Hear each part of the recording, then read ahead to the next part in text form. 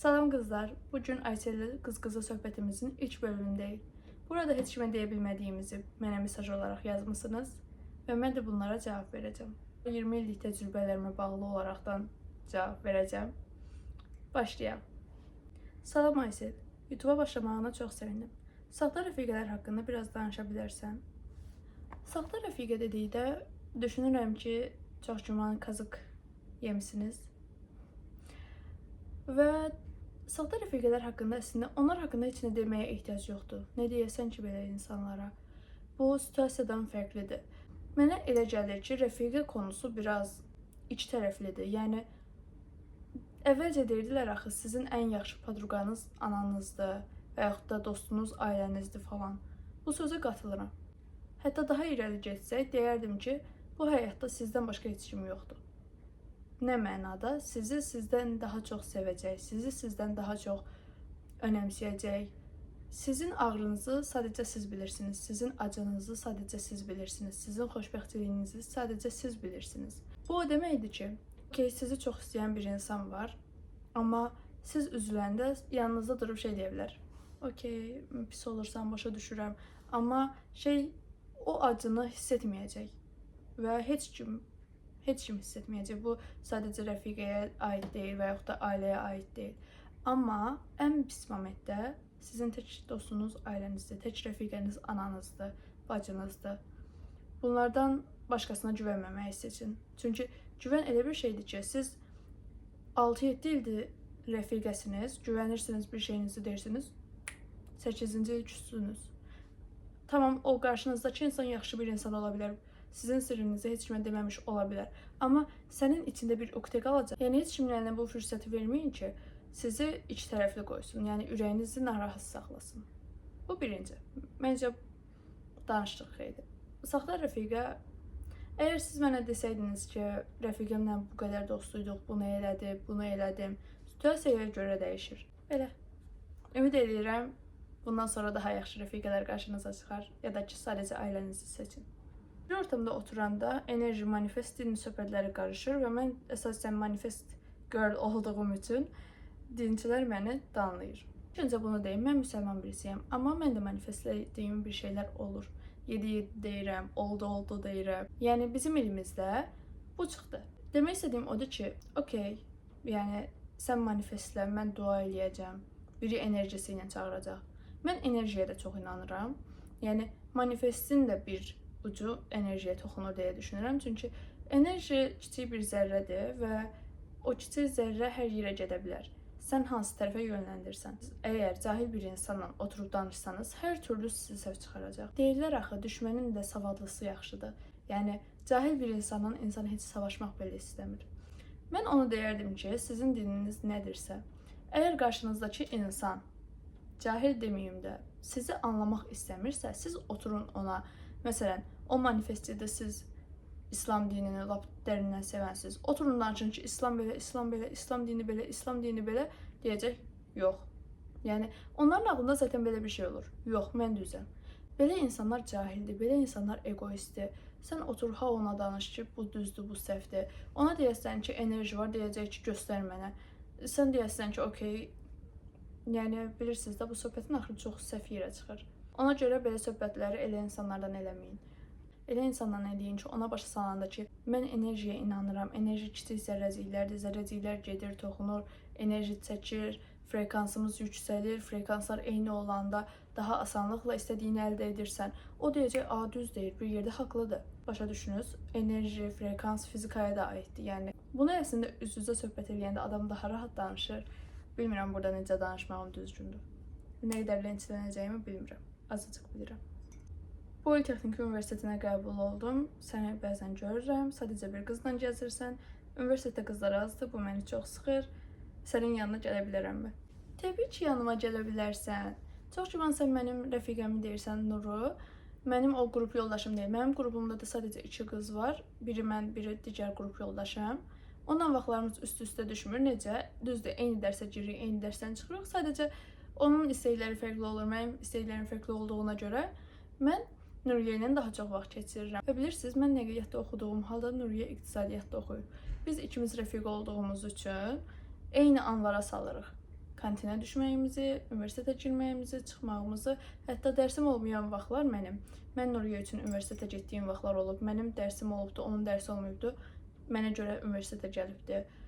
Demək istədiyim odur ki, yanıma gəlmək istəsəniz, Nuru da görsəniz, Nurun adından danışıram, yanımıza gələ bilərsiniz. Çox rahat, çox belə sərbəst, oturarıq kantində, yemək yeyərik və yaxud da ayrı yerdə görsəniz, nəsə lazım olsa istəyə bilərsiniz. Kollegium vaxtı qələm dəftərə ehtiyacınız olsa, lazım olsa verərik, əlimizdə olsa verərik. Yəqin ki, kənardan görəndə çox egoist birisinə oxşuyuram, amma universitetimizdə oğlan çoxluğu olduğu üçün başa düşdünüz nə demək istəyirəm. Ciddi görünürəm, amma ciddi görünüşümün içində bir minnoş kalbim var. Bu belə. Narahat olmayın, asla narahat olmayın, gəlin. Mənə də çox xoş olar, ciddi sözümdür. Onda belə şey oluram. Yes, that's my girl. Mən qız dayanışmasına çox inanan birisiyəm. Universitetdə hər kəs dostdurmu? Yox. Universitetdəki hər kəs dost deyil. Sən birinci kursdansa çox yaxşı biləsən ki, kollegium vaxtı, imtahan vaxtı heç kimdən dost olmur. Heç kim sənin rəfiqən olmur. Adam çətin vəziyyətdə olanda baxmır dost, baxmır sənin rəfiqəndir, baxmır sənin canındır, nəyindir. Orada hamı öz dərdində olur ki, kəsilməyim. Və məsələn, mən sənə kömək eləyəcəm, orada müəllim deyəcək ki, sən ona niyə kömək elədin, mən sənə görə problem yaşayacağam. Bunu da deyim ki, heç kimi zorlanmayın, imtahanda mənə kömək elə. Kömək eləmək istəyən onsuz eləyəcək. Eləmək istəməyən, siz bundan qorxun ki, sizə desin ki, kömək eləyəcəm, amma imtahan anında sizi yandırsın. Ondan çox ehtiyatlı olun. Birinci kursunuz, elə bilirsiniz ki, hər şey okeydir, müəllimlər üzünüzdə gülür, amma imtahan vaxtı elə olmayacaq. Mən universitetimizi pisləmirəm. Sadəcə demək istədiyim odur ki, müəllimdir sənin qarşındakı, səndən imtahan götürəcək. Bu sənin qara qaşına, qara gözünə bal yazmayacaq. Durun, adam ağıllı, hazırlaşın imtahanınıza, kollegiumunuza və gedin cavab verin. Cavab verməsəniz sizə heç kim bal verməyəcək. Amma biraz cavab versəniz, müəllimlər kömək eləyir. Onsuz qızlara deyirəm əsasən. Onsuz siz qızsınız, qrupda az qız olur da. Onsuz müəllim deyir ki, sən biraz söz de, mən sənə kömək eləyib balını verəcəm. Başa düşdünüz nə demək istəyirəm? Yəni, siz orada demir mənə dastan danış. Yəni, sizin keçid balınızı verəcək. Bilmirəm, belə söhbətlər elədiyim üçün universitetdə danlana da bilərəm. Və sonuncu da budur. Universitetə hazırlaşıram, çətin zamanlardan keçirəm. Bilmirəm hansı universitetə verim. Ətrafımdakı elə bir insan yoxdur ki, universitetləri maraqlanım. Universitetə hazırlaşırsan, əla. Okey, hazırlaş. Baxın, ciddi sözümdür. Mənim özüm heç bir fikrim yox idi, heç bir universitet haqqında. Mənim bildiyim İdəyə Bakı Dövləti idi. Texniki universitetini bilmirdim. Mən getdim, bu yazırıq axı 15 il. Orada dedim ki, mənə rahat bir universitet yazında zəhmət olmasa, mənim özüm yazmamışım, kodlaşdırma elətdirmişəm başqasına. Dedilər ki, Texniki universiteti super. Mən də dedim, okey, yazın. Yazdılar və gəlim düşdüm bura. Hazırlaşmaq mənim elə bir bazam yoxdur ki, deyim, məsələn, 600 bal yığmağın 10 yolu falan. Sadəcə məsləhətim odur ki, mən məktəbi də boşlamırdım, hazırlığı da boşlamırdım. İkisinə də gedirdim, köhnə illərin suallarına baxırdım. Neçə bal yığdığımı deməyəcəm. Amma təxminən bilirsiniz, bizim keçdiyimiz illər, yəni Texniki Universitetində nəqliyyat mühəndisliyinə vermək o qədər də böyük bal istəmirdi. Amma, sənin dediyin kimi, mənim də çox çətin zamanlarım var idi. Mən ilin ortasında durdum, dedim ki, mən hazırlığa getmirəm. Mən işləyəcəm, ailəmə dəstək olacağam. Nə işləmək, nə ailəyə dəstək olmaq, nə motivasiyadan düşmək. Gedirsən, oxuyursan, düzgün. Ailən sənə büdcə ayırıb da hazırlığa verir. Tamam, onun qarşılığını sən verəsən onsuz ailənə. Yəni, sən bu gün yox, bir ildən sonra universitetə girəndən sonra stipendiya alanda ailən onsuz fəxr eləyəcək səndən. Ailə stipendiya alsan belə 100 manat, ailən sənə 100 manat eksik verəcək, 100 manat ailənə qalacaq. Başa düşdün? Hesablama o cürdür. Sən gedib universitetə girib oradan da işləməli deyilsən ki, ailəmə dəstək olacağam. Bu belə bir şey deyil. Ailən səndən onu gözləmir ki. Ailən istəyir qızları belə savadlı bir gənc qız olsun. Nə bilim, bu oğlanlara da aiddir. Düzdür, oğlanlarla qızlar tamam fərqlidir. Oğlanlar qəbul olur. Mənim qrup yoldaşlarımın hamısı demək olar ki, işləyir. Mən bir dənə belə YouTube, Instagram, çəkiliş, oyan bu yan. Amma onlar əməlli işləyir. Yəni bir şeylərin arxasıca gedirlər. Digər qrup yoldaşım qız isə o da özü üçün. Yəni demək istədiyim odur ki, hər kəsin həyatı fərqlidir. Sən bu gün amma durub motivasiyadan düşmək, çətin vəziyyətdən keçmək, hər şeyi qoy bir kənara. Bu ilin var. Bir dənə bu ilin var.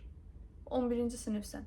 Tamam, ilin sonunda onsuz məzuniyyətə hazırlaşasan. Bu da çox gözəl bir hissdir. Bax, bunun hamısını doya-doya yaşamış bir insan olaraq deyirəm. Heç peşman deyiləm. Həm hazırlaşdım, həm əyləncəmə getdim, həm necə deyim, doya-doya yaşadım. Demirəm, ayda kaş o vaxt bir günümü ayırardım, məzuniyyətin rəqsinə gedərdim və yaxud da demirəm, kaş bu gün ora getməzdim, hazırlığa gedərdim.